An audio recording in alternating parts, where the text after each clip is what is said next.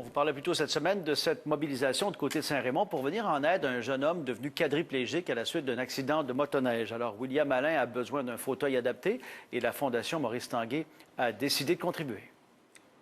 C'est vraiment touchant. William Alain, 19 ans, n'en revient toujours pas de cette belle surprise. On n'a jamais rien demandé, puis là, on arrive, puis tout le monde nous donne. C'est que la Fondation Maurice Tanguay a décidé de payer pour l'intégralité de son fauteuil adapté.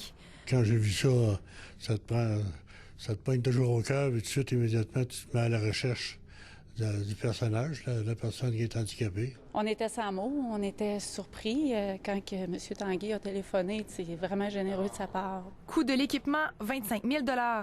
Le prix n'a pas d'importance pour une affaire comme ça. Une personne ne peut pas se servir de ses membres, là.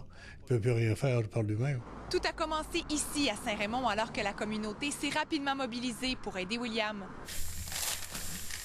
Depuis une semaine, restaurateurs et commerçants amassent des goupilles de canettes et de l'argent. La solidarité des gens a dépassé les attentes. C'est complètement fou. Tout le monde a embarqué, des gens de partout.